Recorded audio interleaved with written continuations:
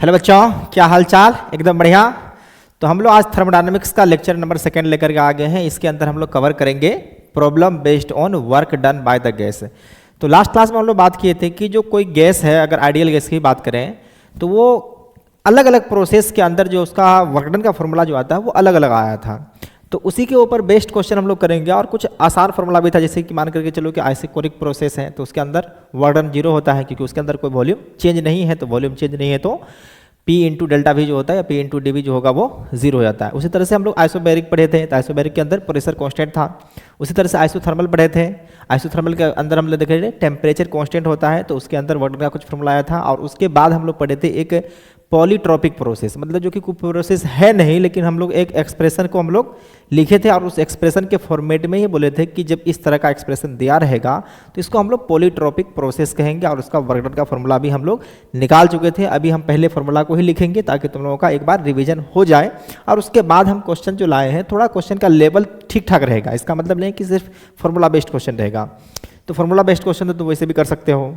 और जैसे हम लोग फर्स्ट लॉ ऑफ थर्मोडायनामिक्स से स्टार्ट करेंगे तो उस समय सिंपल क्वेश्चन भी आएगा। तो उस समय जो भी क्वेश्चन इसके अंदर बच जाएगा तो उसमें हम लोग कवर कर लेंगे। लेकिन आज हम लोग जो क्वेश्चन करने वाले हैं, इस क्वेश्चन का लेवल थोड़ा स्टैंडर्ड है, मतलब जेईई मेन लेवल से या थोड़ा उससे ऊपर है। और खास करके देखो तो नीट वाले बच्चों के लिए भी ये ठीक ठाक ही है, क्योंकि इसके अंदर एक क्वेश्चन के अंदर हम लोग मल्टीपल क्वेश्चन लेकर के आए हैं। कहने का मतलब है कि एक क्वेश्चन है, उसके अंदर 3-4 चीज़ें पूछेंगे। और एग्जाम में पूछेगा तो वो एक ही चीज़ पूछता है।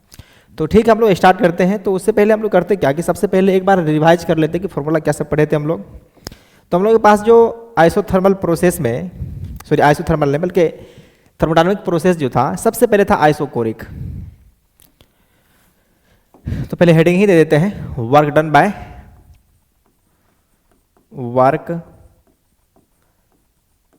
By gas in different process. अलग अलग प्रोसेस के अंदर हम लोगों को अलग अलग वर्क डन का फॉर्मूला मिला था। और उसको हम लोग एक बार रिवाइज कर लेते हैं। तो सबसे पहले हम लोग पढ़ते थे आइसोकोरिक प्रोसेस।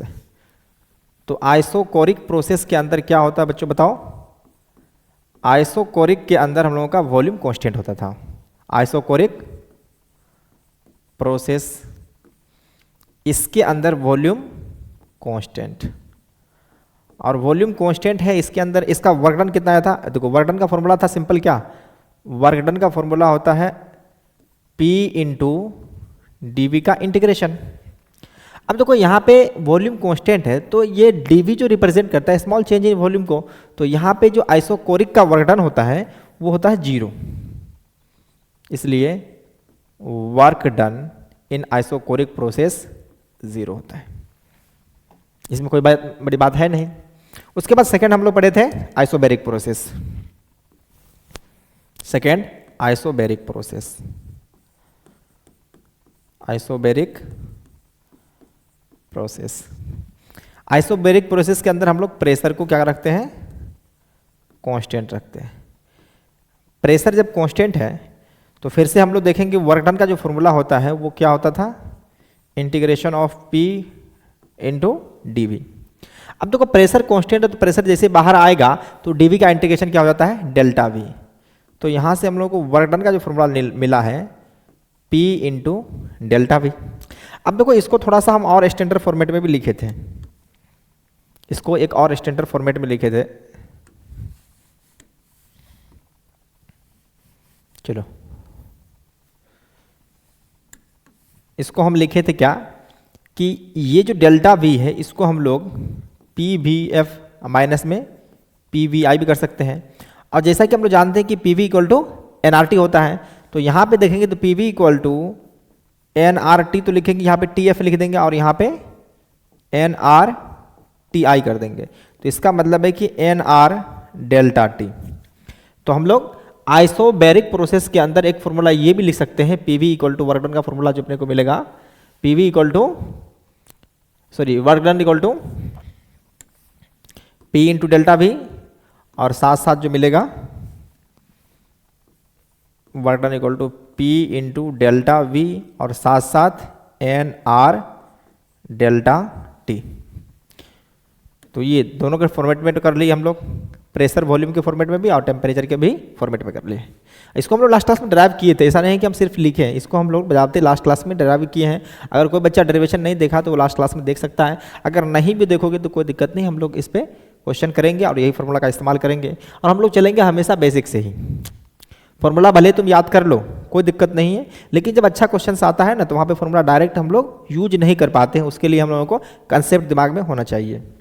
तो अब देखो यहाँ पे तीसरा हम लोग प्रोसेस लेकर चल रहे हैं।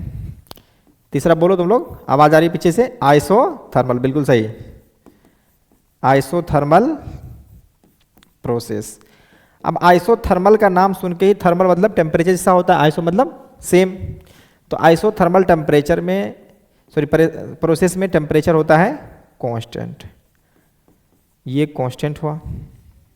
तो इसका वर्क डन का फॉर्मूला अगर हम देखें तो वर्क डन जो लिखते थे यहाँ पे उसको लिखते थे NRT। ये भी जनरली हम लोग इंटीग्रेशन P.V से ही लाते हैं, लेकिन हम लोग लास्ट क्लास में ड्राइव कर लिए थे, डायरेक्ट फॉर्मूला लिख देते हैं NRT ln V2/V1, या इसी को NRT ln P1/P2 भी लिखते थे। इस तरह से V2 क्या हो गया, फाइनल वॉल्यूम, और V1 हो गया इनिशियल वॉल्यूम। अगर यहाँ पे देखें तो P2 मतलब यहाँ इस बार नीचे आता है प्रेशर, क्योंकि देखो PV = NRT में अगर तुम देखो तो PV = NRT में टेम्परेचर कांस्टेंट, तो ये टोटल टर्म क्या हो गया, कांस्टेंट हो गया। तो अब यहाँ पे अगर तुम देखो तो P = कांस्टेंट बाय V है, नहीं तो ऐसे भी कर सकते हैं कि अगर P1 V1 = P2 V2 है तो V2/V1 का जो रेशियो आएगा वो P1/P2 आएगा। तो इसलिए यहाँ पे V2/V1 है, उसके जगह पे हम रिप्लेस कर करके P1/P2 लिखें, क्योंकि इस एक्सप्रेशन से हम लोग मैच करा सकते हैं। सबसे लास्ट प्रोसेस, नॉट लिस्ट, जिसको हम लोग बोले थे पॉलीट्रोपिक प्रोसेस, पॉलीट्रोपिक प्रोसेस। अब देखो खास करके इस पॉलीट्रोपिक प्रोसेस जो है इस पे हम लोग क्वेश्चंस अच्छा खासा करेंगे आज, क्योंकि देखो कन्फ्यूजन इसी में आता है। तो पॉलीट्रोपिक प्रोसेस के अंदर हम लोग एक एक्सप्रेशन लिखे थे PVA का पावर कांस्टेंट, इसको हम लोग कांस्टेंट किए थे, और साथ साथ ये भी ख्याल रखे थे कि जो हमारा A है उसका वैल्यू -1 नहीं होनी चाहिए, A का वैल्यू 1 नहीं होनी चाहिए। अगर 1 हो गया है तो P × V = कांस्टेंट, मतलब PV = NRT, मतलब टेम्परेचर कांस्टेंट हो गया, तो वो आइसोथर्मल प्रोसेस हो जाएगा। तो इसलिए हम लोग इसको कंडीशन लगा देते हैं कि जो A है अपना 1 नहीं होनी चाहिए, अगर 1 हो जाएगा तो फिर से आइसोथर्मल प्रोसेस को ही रिप्रेजेंट करेगा। तो ये हमारा पॉलीट्रोपिक प्रोसेस है। तो इस पॉलीट्रोपिक प्रोसेस के अंदर जो हम लोग वर्क डन कैलकुलेट किए थे उसका फॉर्मूला क्या आया था, याद है? देखो इसको हम लोग लिखे थे PF/VF, माइनस में PI/VI डिवाइड बाय 1 - में A क्या है, V का पावर A जो है वही है। और साथ साथ एक ये भी लिखे थे PF/VF को हम लोग NR∆T डिवाइड बाय 1 - A, तो ये भी लिख चुके थे। एक था साइक्लिक प्रोसेस, तो साइक्लिक प्रोसेस के अंदर हम लोग देखे थे, पांचवा साइक्लिक प्रोसेस था, cyclic process, cyclic process. Cyclic process के अंदर हम लोग ये बताए थे कि एरिया अंडर PV कर्व जो होगा, मतलब area of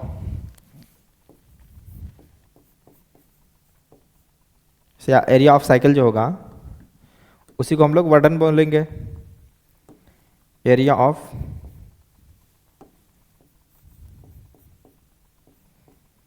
cycle is area of cycle in under PV curve, area of cycle under PV diagram. अब ऐसा नहीं कि PV डायग्राम है नहीं, लेकिन फिर भी हम लोग PT डायग्राम के अंदर या VT डायग्राम के अंदर खोजेंगे कि उसका भी एरिया लेकर के हम लोग कैलकुलेट कर देते हैं और हमको मिल जाएगा work done by cyclic process. तो ऐसा कभी मत करना, एरिया अंडर PV डायग्राम। और इसके अंदर हम लोग बोले थे कि अगर पीवी डायग्राम है तो क्लॉकवाइज जो होगा उसको हम लोग पॉजिटिव लेंगे।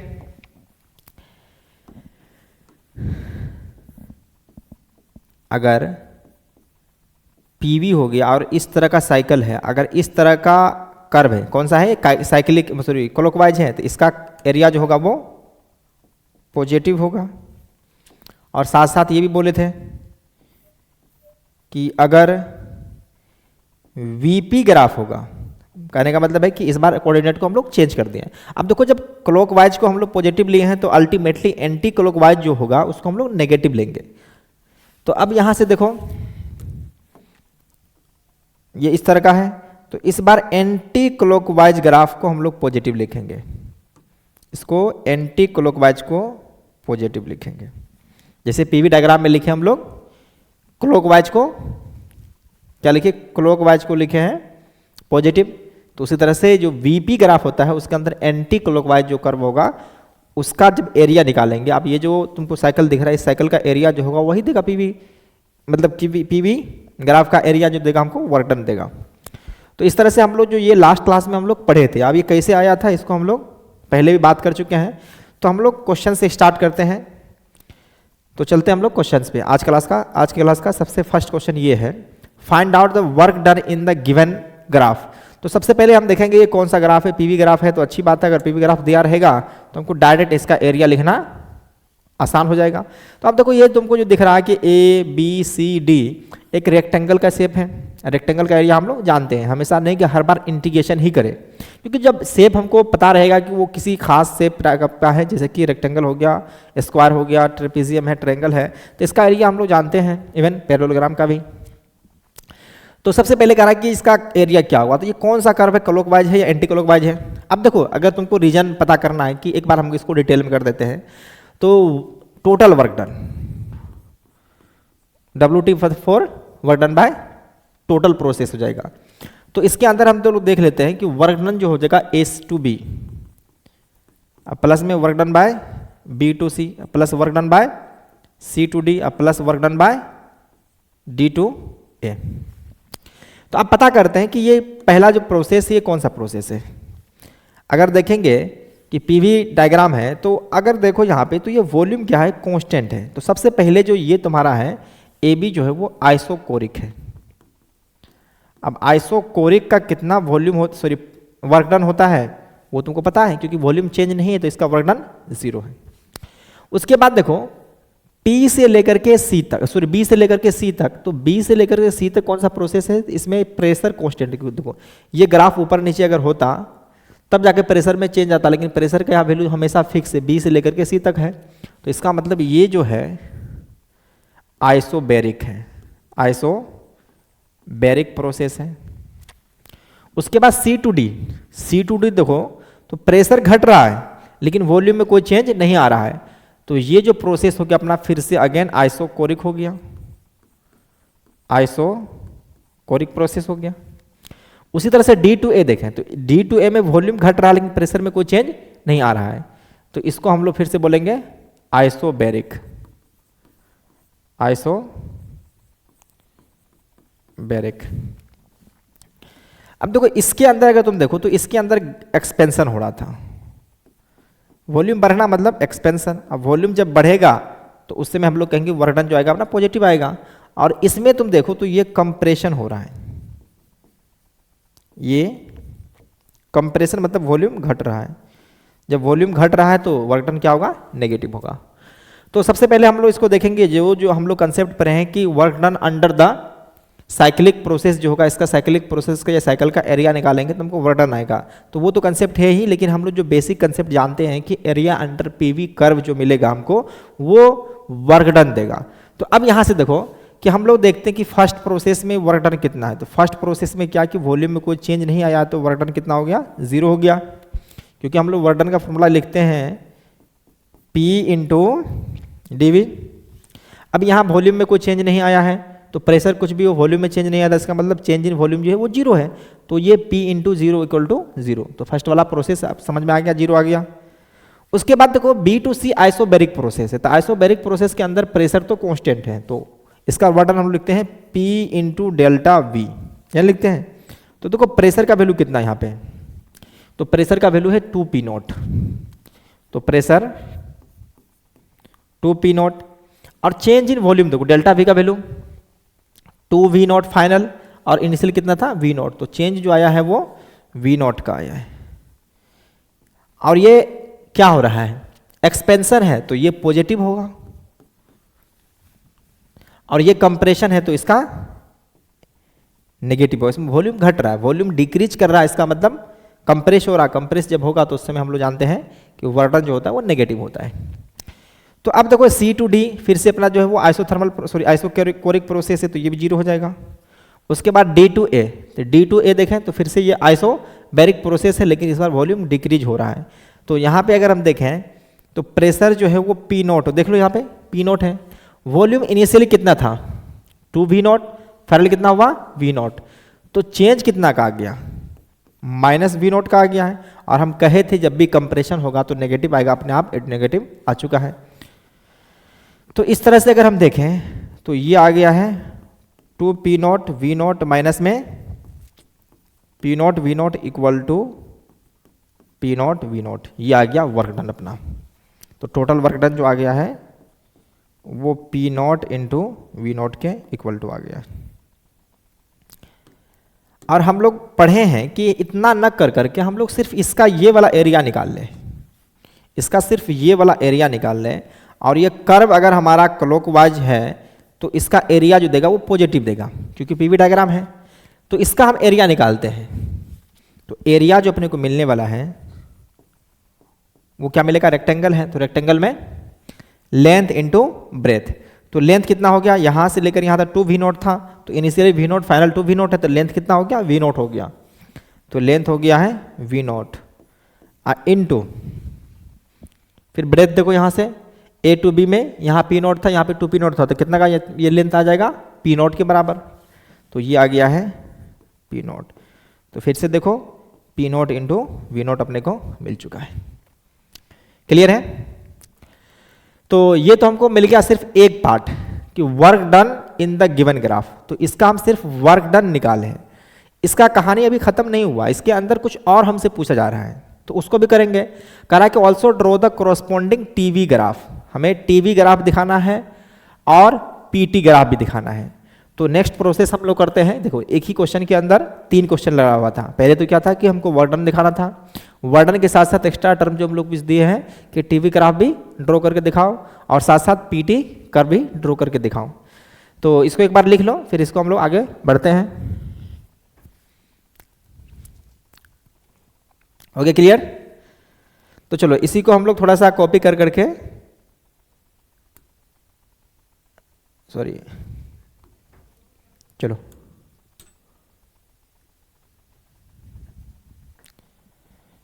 तो ये जो टर्म अपना है इसको हम हटा देते हैं, क्योंकि अब ये सब की जरूरत नहीं है फिलहाल, क्योंकि इसको हम तो पीछे कर ही दिए हैं।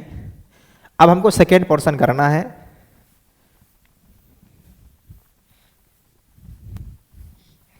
Conversion of PV into PT.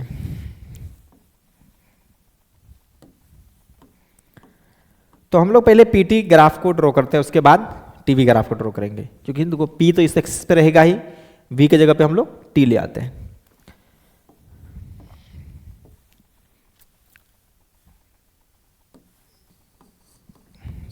चलो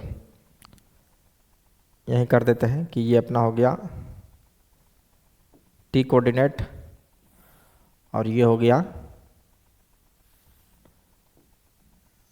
ऐसा करते हैं ना दोनों में,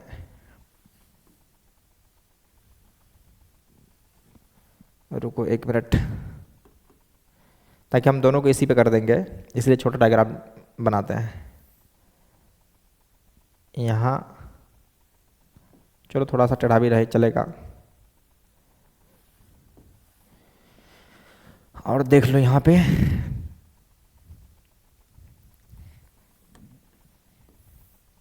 सीधी लाइन हो जाए बाबू, क्या हो रहा है जी, रहने दो, थोड़ा सा टेढ़ा ही, क्या दिक्कत है। चलो तो हम लोग पहले करते हैं P वर्सेस T उसके बाद क्या करना है हमको, टी वर्सेस वी करना है। तो इस पे टी लाना है, इस पे वी लाना है। लेकिन अपने को ग्राफ जो दिया हुआ पी इंटू वी ग्राफ दिया, मतलब पी वर्सेस वी ग्राफ दिया हुआ है। तो हम लोग के पास जो आइडियल गैस इक्वेशन है p v equal to n r t है, क्योंकि जो भी कर्व ट्रेस करना है इसी की मदद से हम लोग को करना है। तो हमको दिया हुआ क्या, P इंटू टी ग्राफ दिया हुआ है। तो सीधा हम लोग इसको P into n r by v, ये हो जाएगा स्लोप इंटू टी। तो इस कर्व के करस्पॉन्डिंग हमको दिखना है। तो सबसे पहले हम लोग देखेंगे कि जो हमारा प्रोसेस A टू B है, ये कौन सा प्रोसेस है, तो ये A टू B में वॉल्यूम कांस्टेंट था। क्या है, A टू B में वॉल्यूम कांस्टेंट है। तो हम कहीं पे कंसिडर कर लेते हैं, हमारे पास 3 पॉइंट है। इसे मान लेते हैं कि हमारे पास पॉइंट A ये हो गया, ये पॉइंट A है। अब A से लेकर के हमें B तक जाना है और इस तरह से जाना है कि वॉल्यूम कांस्टेंट रहे, क्योंकि A से लेकर के B तक हमें जाना है और वॉल्यूम यहाँ से लेकर यहाँ तक कांस्टेंट है। तो अब देखो कि एन आर बाय वी, तो ये टर्म क्या हो गया, टोटल टर्म कांस्टेंट हो गया। तो इसका मतलब है कि P equal to some constant into t. इसका मतलब है कि y equal to m x जैसा ग्राफ है, y equal to m x जैसा ग्राफ है। तो y equal to m x जैसा ग्राफ को ड्रॉ करने के लिए हम लोग जानते हैं कि ये कर्व जो होती है वो ओरिजिन से पास होता हुआ निकलता है। तो पहले तो हम लोग क्या करेंगे, डॉट लाइन बनाएंगे। क्या करेंगे, ये डॉट लाइन की है। उसके बाद फिर सॉलिड लाइन इसको हम बढ़ा देते हैं, सॉरी A से लेकर के B तक। चलो ये मान लेते हैं कि अपने पास, और साथ साथ ये भी हम लोग कर सकते हैं कि इस टाइम पे जो प्रेशर है अपना, इस टाइम पे प्रेशर कितना था, P नॉट है। तो A के पास तो प्रेशर P नॉट ही रहेगा, और जब ये B पे पहुंचा है तो उस सिचुएशन में जो अपना प्रेशर है वो 2P नॉट हो चुका है, क्योंकि B पॉइंट पे जो प्रेशर वो 2P नॉट है। तो इसमें कोई दिक्कत नहीं है। उसके बाद देखो ये अपना पॉइंट कौन सा है, B है। अब देखना है कि B से लेकर के C तक हमको जाएंगे। तो B से लेकर C तक अगर जा रहे हैं तो वॉल्यूम इंक्रीज कर रहा है, वॉल्यूम इंक्रीज कर रहा है और प्रेशर कांस्टेंट है। तो कहने का मतलब यहाँ पे देखो कि प्रेशर कांस्टेंट है, वॉल्यूम इंक्रीज कर रहा है, तो इसका मतलब टेम्परेचर को भी इंक्रीज करना पड़ेगा। देखो यहाँ से अगर V को हम इंक्रीज कर रहे हैं, अब ये कांस्टेंट टर्म है, तो इसका मतलब ये तो कांस्टेंट टर्म बदलेगा नहीं, नंबर ऑफ मोल्स तो चेंज नहीं होता है, gas ideal gas constant change नहीं होता। ये जब बढ़ाएं तो इसका मतलब टेम्परेचर को भी बढ़ना पड़ेगा। तो इसका मतलब B टू C जब जाएंगे तो हमारे पास जो टेम्परेचर है वो भी बढ़ेगा।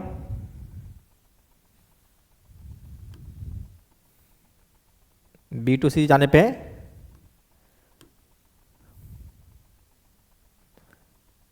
चलो हो गया। तो हम पहुंच चुके हैं कहां पे, C पॉइंट के पास। अब अपने को D तक आना है। तो देखो C से लेके D तक में क्या हो रहा है कि वॉल्यूम घट रहा है। क्या हो रहा है, वॉल्यूम घट रहा है और प्रेशर, सॉरी वॉल्यूम तो C में प्रेशर घट रहा है। वॉल्यूम, इस बार वॉल्यूम कांस्टेंट है, वॉल्यूम कांस्टेंट है और प्रेशर घट रहा है। जब प्रेशर घटेगा तो टेम्परेचर को भी घटना पड़ेगा, तो टेम्परेचर भी घटेगा साथ साथ। अगर प्रेशर घट रहा है तो टेम्परेचर को घटेगा, तो इसका मतलब कुछ इस तरह का कर्व होनी चाहिए। और वॉल्यूम कांस्टेंट है तो P equal to n r by v into t. तो ये इस तरह से ही बढ़े, मतलब एक ग्राफ को फॉलो करेगा। ये P इंटू के इंटू टी जैसा ग्राफ होगा। ये के क्या कांस्टेंट है, लेकिन इस बार घटेगा। तो इसका मतलब जब घटेगा तो ओरिजिन से ही पास करना चाहिए। तो ओरिजिन से जब पास करेगा तो हम इसको पहले मिला देते हैं और कुछ कर्व को यहाँ पे सॉलिड मार देंगे। चलो, तो उसके बाद देखो कि यहाँ से लेकर के यहाँ तक ही अपना आएगा को, इसलिए कि फिर हमको D से लेकर के A तक आना इस तरह से है कि इसका प्रेशर कांस्टेंट रहे। तो ये जो अपना पॉइंट D मिला है यहाँ से लेकर के यहाँ तक का, इसको तो हम लोगों को कांस्टेंट मानना ही पड़ेगा। और साथ साथ जो मिला ये वाला,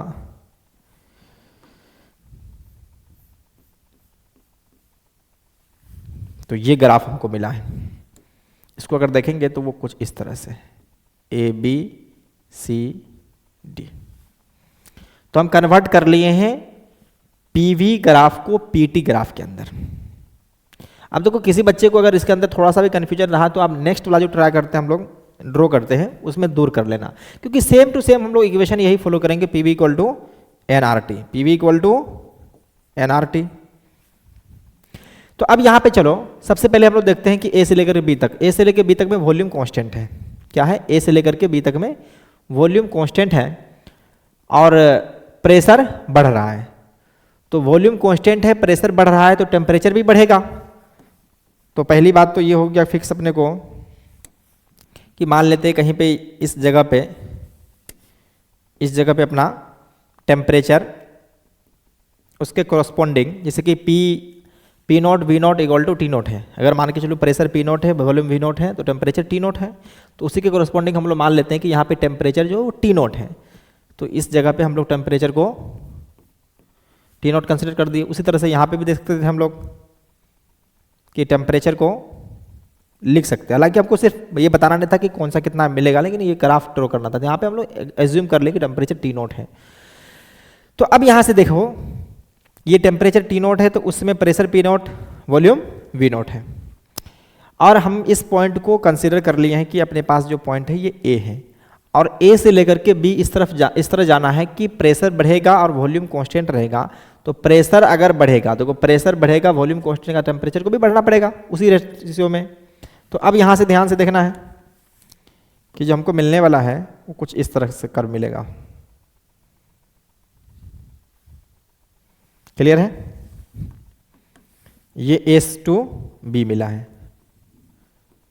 ए टू बी मिल गया, वॉल्यूम कांस्टेंट, टेम्परेचर बढ़ गया। फिर हमको जाना है बी टू सी पे, बी टू सी जाना है।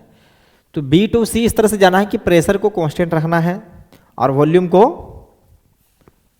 बढ़ाना है। तो इसको थोड़ा सा हम अच्छा करने के लिए नीचे कर देते, इसलिए कि अभी जो आने वाला है, अरे बाबा यही बीमारी है पीपीटी के अंदर कि दबाव कुछ, हाँ थोड़ा सा, हाँ रुको एक मिनट रुको, यहां से हमको लेने दो। तो ऐसा इसलिए हम कर रहे हैं कि जो कर्व आने वाला है ना, तो उसको हम लोग ओरिजिन से पास कराएंगे तो फिर कुछ ज़्यादा नीचे हो जाएगा।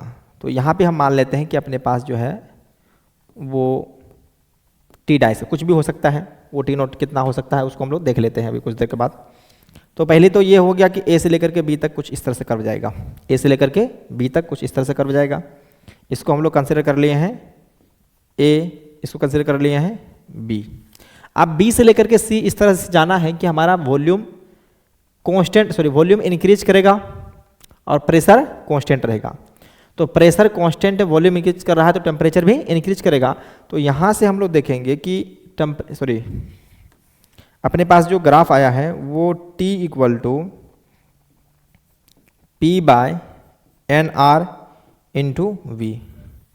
तो ये कांस्टेंट है, देखो फिर से प्रेशर जैसे कांस्टेंट कर दिए, तो प्रेशर कांस्टेंट है तो y इक्वल टू mx जैसा ग्राफ हो गया। ये भी ओरिजिन से पास करेगा, तो ये ओरिजिन से पास करना चाहेगा तो इसको हम ओरिजिन से पहले ड्रॉ कर देते हैं कि ये ओरिजिन से पास करने की कोशिश कर रहा है और आगे ये बढ़ करके कहाँ तक पहुँचा है, C तक।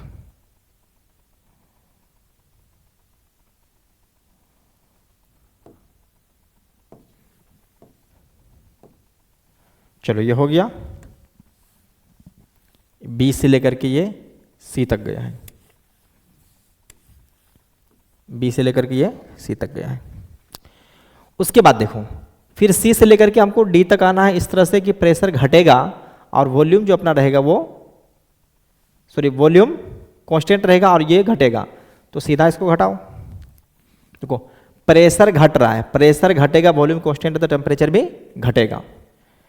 और यहाँ पे हम लोग वॉल्यूम वाले ग्राफ पे हैं तो वॉल्यूम तो कांस्टेंट रखना है, तो वॉल्यूम जब कांस्टेंट रखना है तो इसको सीधा हम लोग इस तरह से कर देते हैं।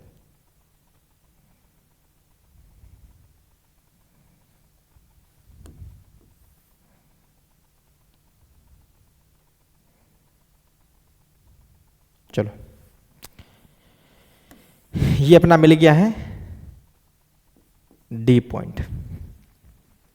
तो पहले कर्व कैसे गया, ए से बी गया, बी से सी गया और सी से डी आया, फिर डी से ए आएगा। तो अब देखो डी से जब ए आएगा, तो डी से जब ए आ रहा है तो उसमें प्रेशर घट रहा है, सॉरी वॉल्यूम घट रहा है, प्रेशर कांस्टेंट है। तो वॉल्यूम को घटाना है, प्रेशर को कांस्टेंट रखना है। तो वॉल्यूम जैसे घटेगा टेम्परेचर भी घटेगा और ये प्रेशर फिर से कांस्टेंट रहेगा। तो इस टाइप का ही हम लोगों को कर्व मिलेगा जो कि ओरिजिन से पास करना चाहेगा ये। तो फिर से ये इसको देखेंगे तो ये ओरिजिन से पास करने की कोशिश करेगा और ये कर्व जो होगा अपने को ये इस तरह से मिल जाएगा D to A। तो हम लोग इस तरह से हम लोग ड्रॉ कर लिए कि जो PV कर्व है उसको PT कर्व में और उसको TV कर्व में ड्रॉ कर लिए। और एक्सप्रेशन हम लोग कौन सा इस्तेमाल किए हैं, PV इक्वल टू NR जैसा, PV equal to NRT, sorry T mistake हो गया बोलने में। तो इस तरह से हम लोग कन्वर्जन कर लिए हैं। तो इसी तरह से अगर कोई भी क्वेश्चन आए जो हमको जरूरी नहीं कि PV को ही अगर PT में और VT में कन्वर्ट करना पड़े या TV में कन्वर्ट करना पड़े, ये इस ग्राफ को देख करके उसमें भी करने के लिए बोल सकता है। तो हम लोग ज़्यादा इतना टेंशन नहीं लेंगे, इसको फटाफट कन्वर्ट कर देंगे। तो चलो अब नेक्स्ट क्वेश्चन की तरफ प्रोसीड करते हैं। चलो नेक्स्ट क्वेश्चन इस तरह से हम लोगों को है, PT curve of the cyclic process is shown in the figure. Find out the work done by the gas in the given process if number of moles of the gas is n. करा कि number of mole जो gas का दिया हुआ वो n दिया हुआ है और हमको इसके अंदर कर्व का जो है, देखो इस बार हमको PT कर्व दिया हुआ है। PT कर्व कहने का मतलब है कि इस बार हम डायरेक्ट इसका एरिया लिख करके नहीं कह सकते हैं कि इसका जो एरिया अंडर साइकिल जो होगा वो वर्क डन होगा, क्योंकि हमको दिया हुआ ये PT कर्व दिया हुआ। तो PT कर्व दिया हुआ तो सारा process A to B, B to C, C to D जो भी है उनको निकालना पड़ेगा बारी बारी कर करके। तो वर्क डन अगर हम टोटल देखें तो वर्क डन जो हो जाएगा वो AB प्रोसेस के अंदर क्या है, BC के अंदर क्या है, अब प्लस CD अब plus work done in DA। तो अब जो अपने पास देखो सबसे पहले जो प्रोसेस है A to B और ये कौन सा कर्व है, PT कर्व है।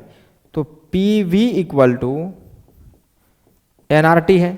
तो इसका मतलब है कि NR by V into t, NR by V into t है। तो देखो अगर स्ट्रेट लाइन कर्व है तो ये वाला टर्म जो होगा वो कांस्टेंट होगा, क्योंकि NR तो कांस्टेंट है।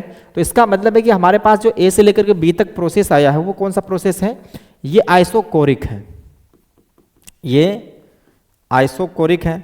और आइसोकोरिक जैसे प्रोसेस पता चला इसका वर्क डन हम लोग जानते हैं कितना, 0। उसके बाद देखो B to C, B2 अगर हम C जा रहे हैं तो इस बार हमको दिखने में क्या मिल रहा है कि जो प्रेशर है वो कांस्टेंट और टेम्परेचर में चेंज आ रहा है T2 से लेकर के T3 तक का। तो इस बार जब हम लोग वर्क डन देखेंगे तो ये पहले लिख देते हैं कि हमारा जो B to C है वो कौन सा प्रोसेस है, आइसोबेरिक है, आइसोबेरिक है। उसके बाद फिर T से लेकर के C से लेकर D तक आ रहे हैं। तो ये कर्व फिर से PT curve passing through origin है। तो इसका मतलब है कि PT curve NR by V जो है ये कांस्टेंट होनी चाहिए। और जब कांस्टेंट है तो वॉल्यूम कांस्टेंट, वॉल्यूम कांस्टेंट मतलब आइसोकोरिक प्रोसेस, आइसोकोरिक। फिर D से लेकर के A तक देखो, D से लेकर A तक फिर से आइसोबेरिक प्रोसेस हो गया। तो ये प्रोसेस कैसा है, आइसोबेरिक। और आइसोबेरिक का हम लोग फॉर्मूला जब देखे हैं तो वो वर्क डन का फॉर्मूला होता है P इंटू डेल्टा V भी होता है और एक होता है NR डेल्टा T भी होता है। और क्वेश्चन में साफ साफ मेंशन किया गया है कि n नंबर ऑफ मोल्स लिया गया है और टेम्परेचर R तो कांस्टेंट है, टेम्परेचर का यहाँ पे सबका वैल्यू दिया हुआ है। तो हम लोग P इंटू डेल्टा V तो अपने को कहीं दिख नहीं रहा है, तो हम लोग इसका इस्तेमाल करेंगे। किसका इस्तेमाल करेंगे, इसका इस्तेमाल करेंगे, ठीक है। तो ये आइसोकोरिक प्रोसेस है तो इसका वर्क डन 0 हो जाएगा। अब प्लस में NR डेल्टा T, तो final temperature T3 minus T2, T3 minus में T2 प्लस में फिर CD जो है आइसोकोरिक है तो इसका 0 हो जाएगा। फिर से उसके बाद देखो D2A प्रोसेस है। तो D2A प्रोसेस जो अपना है वो आइसोबेरिक है। इस बार टेम्परेचर फाइनल T1 है और इनिशियल T4 है। तो ये हो जाएगा NR T1 माइनस में T4। तो अब यहाँ से NR को कांस्टेंट लेकर के हम लोग डील कर सकते हैं। देखो T3 अब प्लस में T1 माइनस में T2 माइनस में T4। तो ये अपने को वर्क डन मिल चुका है।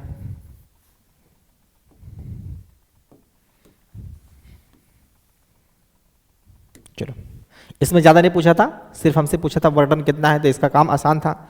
ये एक ही क्वेश्चन है, इसके अंदर बहुत सारा क्वेश्चन नहीं था, लेकिन पिछले वाले क्वेश्चन के अंदर क्या था कि एक ही क्वेश्चन तो नाम का था, लेकिन उसके अंदर हम लोग 3 क्वेश्चन किए थे। तो देख लो कि अगर हमको पीवी कर्व नहीं भी दिया रहेगा फिर भी हम लोग उसका वर्क डन निकाल सकते हैं बाय यूजिंग फॉर्मूला, जो हम लोग लास्ट क्लास में पढ़ चुके हैं। तो आगे बढ़े, चलो नेक्स्ट देखते हैं। उसके बाद देखो हमको फिर से P इंटू वी कर्व दिया हुआ है, और यहाँ पे प्रेशर जो कह रहा है कि जो भी प्रेशर है वो 10⁵ न्यूटन मीटर स्क्वायर है, और वॉल्यूम मीटर क्यूब में दिया हुआ है। तो सबसे पहली बात तो है कि हमें ऐसा यूनिट में अगर दिया हुआ तो वर्क डन का भी ऐसा यूनिट जो होता है वो जूल होता है, जूल में ही आंसर आने वाला है। तो कह रहा है कि in the PV diagram shown in the figure ABC is the semi circle, find out the work done in the process. अब देखो ये सेमी सर्किल है, तो ये पीवी कर्व का है, और ये कौन सा कर्व है, क्लॉकवाइज है। तो क्लॉकवाइज है, तो ये वाला जो एरिया होगा, ये वाला जो एरिया होगा यही दे देगा हमको एरिया अंडर साइकिल ABC जो देगा वो इसका एरिया क्या कहते हैं, वर्क डन दे देगा। तो work done in process ABC, तो यहाँ पे वर्क डन जब निकालना है हो जाएगा एरिया अंडर PV कर्व। तो अब देखो जिस तरह से हम लोग जानते हैं कि सर्किल जो होता है उसका एरिया क्या होता है, सर्किल का एरिया होता है πr²। तो ये होता है, मान के चलो कि रेडियस इस तरह से हुआ और कुछ इस तरह से हुआ, तो ये भी r होता है और ये भी r होता है। तो उससे में हम लोग लिखते हैं कि r इंटू r। अगर मान के चलो कि इस r को रिप्लेस कर दें हम लोग a में, तो उस सिचुएशन में जो लिखेंगे हम लोग एरिया PR इंटू ए। अब देखो ये दोनों बराबर अगर हो जाए तो कोई दिक्कत नहीं, अगर थोड़ा सा डिफरेंट अगर है, देखो यहाँ पे इस तरह का जो कर्व लिए हैं तो ये लेंथ तुमको पता है, देखो ये जो टर्म है वो किसके लिए, वॉल्यूम का चेंज है, और इस तरह से अगर तुम देखो तो ये प्रेशर का चेंज है। तो ये भी रेडियस को ही रिप्रेजेंट करेगा और ये भी रेडियस को ही रिप्रेजेंट करेगा। तो हम लोग इसको इसीलिए हम लिख रहे हैं कि P इंटू R इंटू ए टोटल का हुआ, अगर हाफ का निकालना है तो 2 से डिवाइड कर देंगे। तो ये एक एरिया निकालने का हम लोगों के पास कंसेप्ट है। इसको बेसिकली 9th क्लास में पढ़ाया जाता है।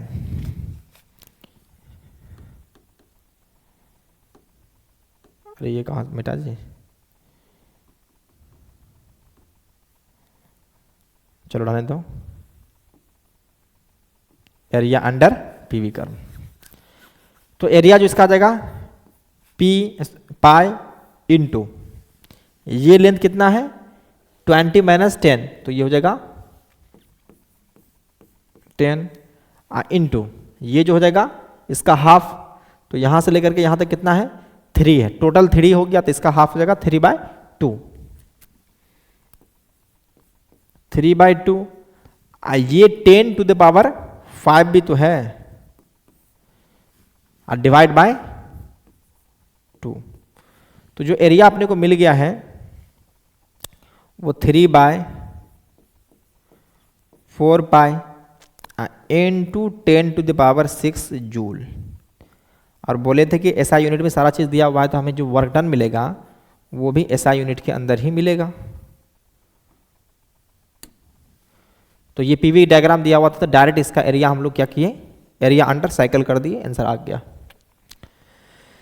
तो नेक्स्ट हम लोग प्रोसीड करते हैं, आगे बढ़े। चलो देखो, उसके बाद यहाँ पे temperature of the n mole of an ideal gas is increase from T0 to 2T0 through the process, क्या दिया हुआ है, P = α/T दिया हुआ है। तो ये एक ऐसा प्रोसेस है जिसमें PT = कांस्टेंट, मतलब अल्फा जहाँ पे कांस्टेंट है, तो हमको कोई दिक्कत नहीं, जब भी जो भी प्रोसेस दिया रहेगा उससे ही हम लोग करेंगे। लेकिन वर्क डन का फॉर्मूला जो हम लोग जानते हैं बेसिक, उसको नहीं भूलेंगे। अब देखो ये प्रोसेस कैसा है, ना ये पॉलीट्रोपिक प्रोसेस के अंदर आया, ना आइसोकोरिक, ना आइसोबैरिक, ना ही आइसोथर्मल आया है। तो हम लोग हाथ पे हाथ धरे नहीं बैठेंगे, इसको करने के लिए हम लोग दिमाग लगाएंगे। चलो, तो वर्क डन का फॉर्मूला जो अपने पास होता है वो होता है इंटीग्रेशन ऑफ P.dv, और वो कह रहा है कि टेम्परेचर जो बढ़ा है T0 to to T not बढ़ा है। तो हमको सिर्फ टेम्परेचर के फॉर्मेट में ही इसको ले जाना पड़ेगा। क्लियर है? तो ऐसा करते हैं कि हम प्रेशर को कन्वर्ट कर देते हैं टेम्परेचर में। तो प्रेशर को हटा के टेम्परेचर रखेंगे तो ये क्या आ जाएगा, alpha by t into d v. अब ये करते क्या कि हम इस dv को भी रिप्लेस करना चाहेंगे dt के अंदर। किसके अंदर? dt के अंदर। तो हमारे पास आइडियल गैस इक्वेशन ये है कि pv इक्वल टू nRT। अब यहाँ पे जब इसको देखेंगे तो प्रेशर को तो हम लोग टेम्परेचर के फॉर्मेट में लिख ही चुके थे, alpha by t equal to nRT। देखो अगर यहाँ प्रेशर को हम क्यों रिप्लेस किए टेम्परेचर में, तो क्योंकि हमको dt के फॉर्मेट में ले जाना है dv को, तो इनटू ये v तो रहेगा।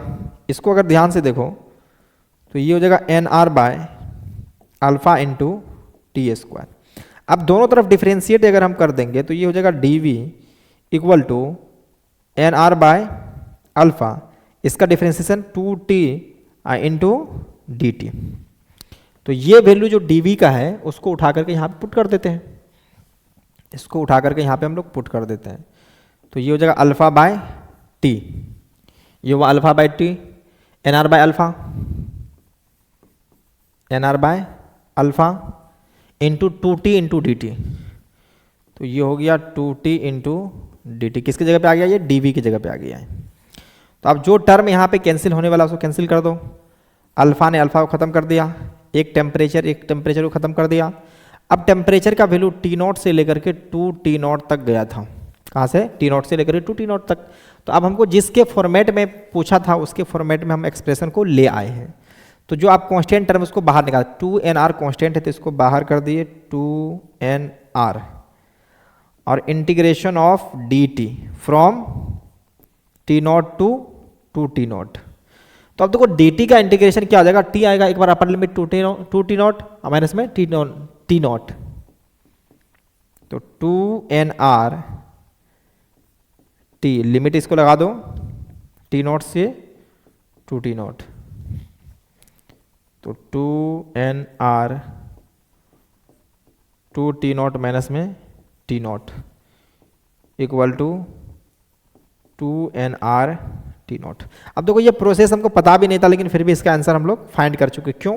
क्योंकि हमारे पास लॉजिक था, फॉर्मूला था P इंटू डी करो एरिया आ जाएगा। तो उसको एरिया निकालने के लिए, सॉरी एरिया नहीं बल्कि वर्क डन आ जाएगा। तो ये हमारा वर्क डन आ चुका है, वर्क डन आ गया है। तो इसी तरह से अगर हम मान कर चले कि जो एक्सप्रेशन दिया हुआ है तो उस एक्सप्रेशन को लेकर के हम लोग कर देंगे। बस इस तरह से रिलेशन हमको कहीं दे दिया जाए तो फटाक से हम लोग कैलकुलेट कर सकते हैं। जैसे देखो pv का पावर एक कांस्टेंट लिए थे तो उसमें भी हम लोग वर्क डन जो निकाले थे उसको हम लोग रिप्लेस किए थे बिल्कुल सेम टू सेम इसी तरह से। तो इसको देख लिया। अब नेक्स्ट क्वेश्चन की तरफ हम लोग प्रोसीड करते हैं। अब इस क्वेश्चन को तुम लोग खुद से ट्राई करोगे। अब देखो ये पॉलीट्रोपिक प्रोसेस जैसा है, वैसा क्या है? अगर इसको तुम देखो तो pv का power a equal to some constant, ये क्या था? पॉलीट्रोपिक प्रोसेस था। ये pv का पावर a कांस्टेंट, ये कौन सा प्रोसेस? पॉलीट्रोपिक प्रोसेस है। और पॉलीट्रोपिक प्रोसेस के लिए हम वर्क डन का फॉर्मूला याद कर बैठे हैं। तो यहाँ पे a का वैल्यू जो दिया हुआ है वो किसके इक्वल टू है? 2 के इक्वल टू है। तो कह रहा है कि find the work done by the gas in the process. तो हम फॉर्मूला से चाहे तो डायरेक्ट इसको कर सकते हैं, अगर हम नहीं भी फॉर्मूला से चाहेंगे तो हम लोग इस एक्सप्रेशन से भी जा करके कंप्लीट कर सकते हैं। तो पहले फॉर्मूला से देख लो। तो फॉर्मूला क्या था? फॉर्मूला था P F V F minus में P I V I divide by 1 minus में ए। तो यहाँ पे ए का वैल्यू जो है वो अभी फॉर्मूला फर्स्ट बार में लिख देते हैं। अब देखो यहाँ पे पी एफ वी एफ कितना है? तो देखो फाइनल प्रेशर कितना है? P0 बाय 4, वॉल्यूम कितना है? 2V0। तो यहाँ से हो जाएगा P0 bye 4 into 2V0 minus में P0 V0, P0 V0 divide by कितना? तो 1 माइनस में 2 है। तो ये 1 माइनस में 2 तो अब जो यहाँ से आ चुका है ये कितना देखो तो P naught we naught by two, minus में पी नॉट वी नॉट, तो सीधा आ गया ये माइनस में P naught we naught by two और डिवाइड बाय -1, तो ये आ गया है p naught we naught by 2। यही है आंसर। अगर मान कर चलो कि तुम्हें इसका एक्सप्रेशन का इसका फॉर्मूला पता नहीं है, तब हम लोग क्या करेंगे, तो हम लोग बेसिक्स चलेंगे। बेसिक्स चलेंगे तो चलो इसको बेसिक्स से लेकर के हम लोग करते हैं, ये किस तरह से आएगा। तो बेसिक से ही हम लोग चलते हैं। अगर मान लो कि हमारे पास पॉलीट्रोपिक प्रोसेस का फॉर्मूला जो है नहीं पढ़े हैं और तुम क्लास में इसको नहीं पढ़े हो, तो इसका मतलब नहीं कि हम इस एक्सप्रेशन से इसका आंसर नहीं ला सकते हैं। तो चलो इसका हम लोग फिर से डेरिवेशन जो लास्ट क्लास में किए थे वैसे ही करने वाले हैं, घबराने की कोई ज़रूरत नहीं है। हमें जो दिया हुआ है प्रोसेस वो दिया हुआ है PV2 का पावर इक्वल टू कॉन्स्टेंट दिया हुआ है, तो इसको हम लोग K मान लेते हैं। क्लियर है, ये एक कांस्टेंट है और साथ साथ ये भी कर देते हैं कि एक जो है सो P1 V1 का power 2 equal to P2 V2 का पावर 2 इक्वल टू कांस्टेंट। देखो इसका जरूरत आता है, अरे चाहे देखो इस तरह से एक्सप्रेशन है ना, तो P में V में कुछ भी चेंज करें वो तो कांस्टेंट के बराबर ही आएगा अगर इस एक्सप्रेशन से लेकर चले हैं। तो हमें जो वर्क डन का फॉर्मूला पता है, बेसिक फॉर्मूला, वो बेसिक फॉर्मूला क्या है वर्क डन का, work done equal to P into d का इंटीग्रेशन। तो अब ऐसा करते हैं कि हम लोग प्रेशर को यहाँ से रिप्लेस कर देते हैं वॉल्यूम के फॉर्मेट में। तो यहाँ से अगर प्रेशर को रिप्लेस कर दिए तो ये क्या आ जाएगा K bye V2 into D. और हम मानते हैं कि जो हमारा वॉल्यूम चेंज हुआ है V1 से लेकर के V2 तक हुआ है, वॉल्यूम V1 से लेकर के V2 तक हुआ है। तो अब इसका जब इंटीग्रेशन तुम करोगे तो देखो K तो कांस्टेंट है वो बाहर आ जाएगा, और एक बार इसको लिख दो फिर से कि V1 टू V2 और ये आ जाएगा V2 पावर -2 इंटू डी। तो अब ध्यान से देखो तुम, तो अब जब इसको सॉल्व करेंगे तो सॉल्व करने के बाद जो आ जाएगा हमको ये K आ जाएगा और इसका V का पावर -2 प्लस 1 -2 प्लस 1, ये क्या हो जाएगा V1 टू V2, V1 से लेकर के V2 तक हो चुका है। तो उसके बाद फिर से इसमें हम जैसे लिमिट को पुट करेंगे, लिमिट को जैसे पुट कर देखो यहाँ से अगर देखो तो तुम -1 को बाहर कर सकते हो, -1 को बाहर कर दिए हम लोग, आज़ाद है अभी फिलहाल। तो अब बचा क्या है यहाँ पे V टू द पावर -1 अब माइनस में V टू द पावर -1। आप करते हैं कि K को दोनों तरफ भेज देते हैं, तो वर्क डन इक्वल टू जो आ रहा है उस K को अंदर भेज दो, ये -1 बाहर रह जाएगा तो ये माइनस साइन को हम लोग इधर कर दिए, तो K V1 का पावर -1 अब माइनस में K V2 का पावर -1। अब देखो K को हम बोले थे चाहे तो P1 V1 का पावर 2 लिख सकते हैं और चाहे तो P2 V2 का पावर 2 लिख सकते हैं। तो यहाँ से हम लोग K को हटा करके K के जगह पे लिख रहे हैं P1 V1 का पावर 2 इंटू V1 का पावर अरे उल्टा कर दिए ना जी, यहाँ पर V2 होगा, यहाँ पर V2 और यहाँ पर भी यहाँ V1, तो ये V2 पहले उसके बाद V1 और ये हो गया। तो K को हटा करके P2 V2 का पावर 2 इंटू V का पावर -1, फिर माइनस में P1 V1 का पावर 2 इंटू V1 का पावर -1, माइनस साइन भी रहेगा। तो अब यहाँ से हमको जो मिला है वो क्या मिला है P2 V2 माइनस में